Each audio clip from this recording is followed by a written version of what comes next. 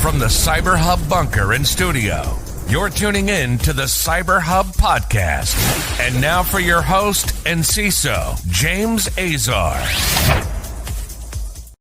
Good morning, security gang. Welcome to another episode of the CyberHub Podcast. Wednesday, February 5th, 2025. Packed show for all of y'all today. Really a lot to talk about, including kind of two things that are happening around network edge devices. And I think the Avanti hammer has finally settled, along with Zixel and Netgear and so much more, is do our network edge devices actually do what they're supposed to do? A lot of topics around that in the news the last 24 hours. So we'll get to that, as well as China, Russia, ransomware payments, and some updates, as well as some sad news for 180 people in the cybersecurity industry. We'll get to all of that here in just a moment. So before we get started, though, please make sure to subscribe, follow, like, comment, share. Thank you all for tuning in this morning. Let's kick it off with the tradition of the CyberHub Podcast. A coffee cup cheers. I've got my double espresso. Coffee cup cheers, y'all.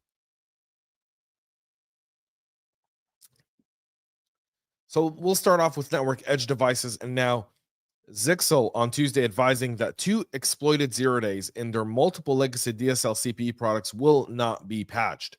Now, these aren't millions of devices. It's a bit more than 1,500 devices that are impacted by this. So this isn't the end of the world.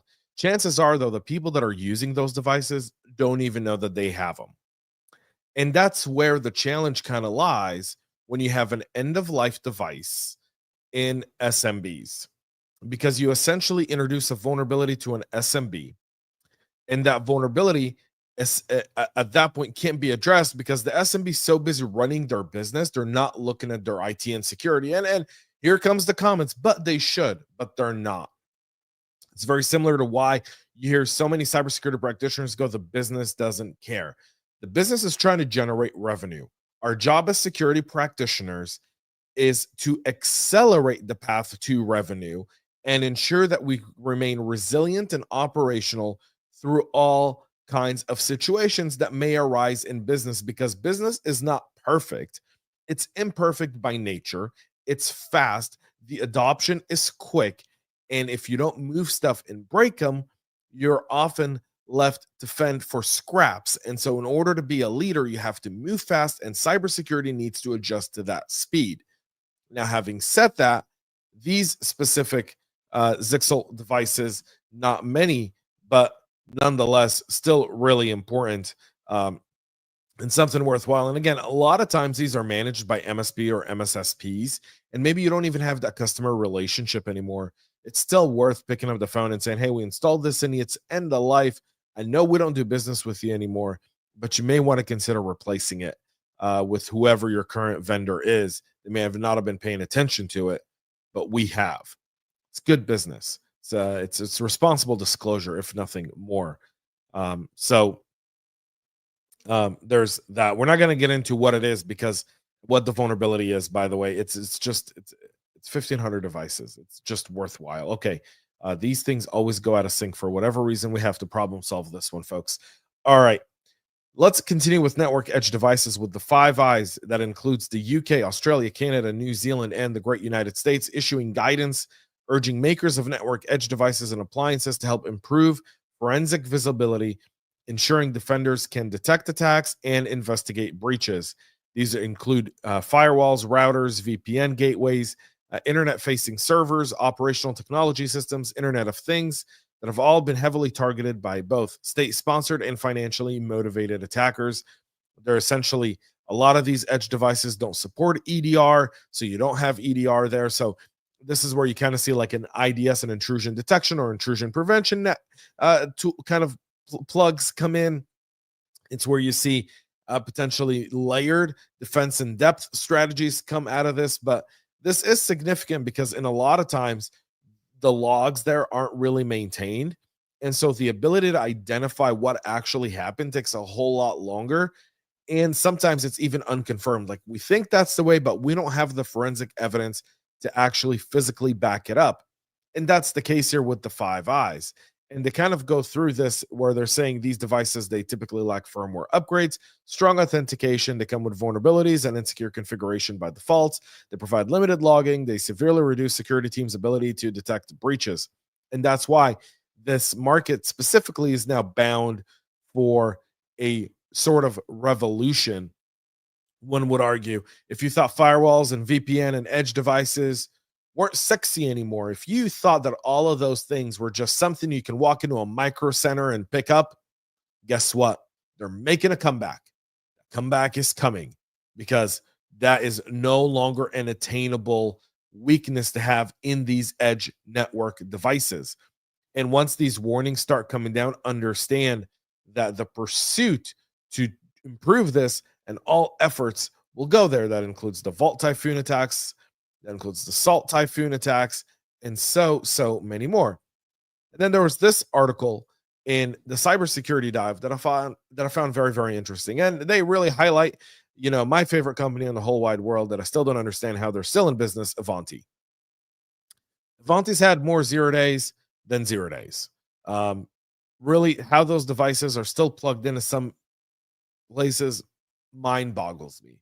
But this article, unrelated to the other ones, is talking about the idea that some of these security edge devices have now become a liability, and the balance that is required for cybersecurity practitioners to actually address this. And again, this is really, really, really important. So there's a few things that lie here in the weakness of security edge devices. When I had Andy Ellis on the podcast just a short few weeks ago, he kind of talked about the idea that security is not broken. The way we design security to interact is broken. So when EDR can sit on a laptop, a cell phone, a server, but it can't sit on a firewall, it can't sit on a VPN, and it can't function within those environments, well, it's something where now you've got an exposed vulnerability, and now you've got to go and add more and more tools to secure that. So in the OT world, in the energy world, right, and in any world, data centers and finance, you'll add an IPS and an IDS. You'll either add it as an agent or an actual hardware device that you plug in that manages all those events. But guess what? Now that you've brought that in, your firewall engineers also got to manage that, and that's got to feed logs, and you've got to be able to take it, and then you want to make sure it doesn't interfere with business. And so there's a lot of, playing around with the settings. And like I said, cybersecurity is a science. It's constantly changing. It's constantly evolving. What works today may not work tomorrow. Anticipation between Gen AI and quantum computing, security will evolve significantly in terms of how we manage it and how we address these threats. When threats are no longer taking weeks or days, when they take mere minutes and seconds, you best believe that we will change as practitioners, and our outlook and the tools we look for will change. So the time has come for some change on network security devices. Significant change needs to come there. The industry is ripe for some change. Palo Alto, which has a commanding lead in firewall segments, closed the second quarter of 2024 with a 29% share of the market. And that's great. Their competitors, Fortinet, Cisco, Checkpoint, all the others are in that space. But, there is that paradox. There's Ivanti. They literally stand out as being kind of like a tool you buy, but a tool that's really sometimes the Achilles heel of your entire security. Because once it's got a 0 day, unless you rip it and replace it, it's hard to maintain it. So there's that. So as you can tell, network security, edge devices are becoming a real. We're now finally starting to comprehend the idea that it's a real challenge, that it requires us to not only kind of look at it and check the box and say we have a firewall, it's correct. And I'm not saying we do, because many of my peers agree with these statements, but I'm saying it's time that we look at our security partners for more innovative resources to our edge devices. For the first time in years, ransomware payments experienced a drop. A surprising drop of approximately 35% from 1.25 billion to 812 million took place almost entirely in the second half of the year, with the first 6 months initially indicating that 2024 may have been the worst year on record. According to Jackie Burns-Coven, the head of threat intelligence, and I believe this is a report coming from Chain Analysis, Jackie goes on to say that Around the halfway mark, the data suggested we were surpassing the year prior, which was a record year. But now they're saying that actual second half of the year, it dropped. People go, disruption operations have really been a key to making this harder for certain groups to get deeper and more specialized and mature, making organization a bit more chaotic. And again, I often talk about the decentralized nature of cybercrime and how easy it is for them to spring like mushrooms after rain. However, we see with these disruptions, what happens is when you disrupt a big provider and you kind of take them out the game, everything else gets sloppy. And that's one of the reasons why this drop is there. We welcome any drop. We shouldn't be celebrating. Obviously, it's just 6 months worth of data that shows a drop. Obviously, ransomware isn't going anywhere. So there's that. Russian groups have conducted cyber espionage campaigns against government entities in the Ukraine, and they're exploiting a zero-day vulnerability in the 7-zip archiver tool, according to Trend Micro. It's CVE 20250411. It's got a CVSS score of 7.0. Funny enough for 7-zip, right? A lot of sevens there. This was discovered in September of 2024. It was patched 2 months later in 7-zip version 24.09er. The bug is described as a bypass of the mark of the web protection mechanism, which was introduced in Windows to flag files and downloads from untrusted sources to prevent their automatic executions and warn users of potential risks. An attacker would leverage this vulnerability to execute arbitrary code in the context of the current user. Now, Trend Micro reveals that this CV has been exploited in the wild in a smoke loader campaign that targeted Ukrainian government entities and other organizations in the country.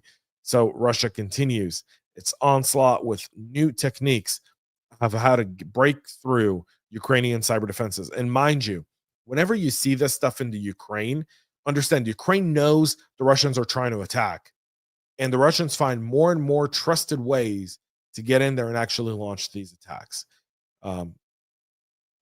Interesting. China, for their end, are hijacking an SSH daemon on network appliances by injecting malware into the process for persistent access and covert operations. This newly identified attack suite has been used in attacks since mid-November of last year, and it's attributed to Evasive Panda. As per the findings for Fortinet FortiGuard researchers, the attack suite is named ELF SSHD Injector .a!TR, and it's consisting of a collection of malware injected into the SSH daemon to perform a broad range of action. FortiGuard says ELF was used in attacks against network appliances, but although it has been documented previously, no analytical reports exist on how it works. FortiGuard has not shared how the network appliances are initially being breached, but once compromised, a dropper component checks if the device is already infected and if it's running under root privilege. So there's that aspect there. Again, edge devices, like I started talking about in the show, and the lack of the ability to actually recognize these types of attacks creates a blindness that's not acceptable for security practitioners. So there's that there from the Chinese. And again, all of this is available in our show notes and at our website at cyberhubpodcast.com. Veeam has also patched a critical security flaw impacting a backup software that could allow an attacker to execute arbitrary code on susceptible systems. That vulnerability, CVE 2025-23114, carries a CVSS score of 9.0 out of 10. The vulnerability within the Veeam updater component would allow an attacker to utilize a man-in-the-middle attack to execute arbitrary code on the affected server with root level permissions. The shortcomings impact Veeam backup for Salesforce, for Nutanix HAV, for AWS, Azure, Google Cloud, and Oracle Linux Virtualization Manager, and Red Hat virtualizations. It's been addressed with the following updates. Again, you can find those on our website at cyberhubpodcast.com. And Google and Mozilla announced rollout and updates for Chrome. So there's that. Chrome 133 was promoted to the stable channel with 12 security fixes. Google didn't share a lot of technical information, though it did fix multiple bugs there, and it paid out some money, including a $7,000 bug bounty reward for the bug in Skia and $2,000 for a medium severity. And also Firefox 135 resolves 7 medium and low severity vulnerabilities that could lead to a spoofing attack and code execution. Use after free, privacy leak, and improper certificate checks. Make sure you update your browsers ASAP. And Okta getting ready to execute a third round of layoffs in 3 years. They're cutting 180 employees to reallocate resources towards priorities to drive growth.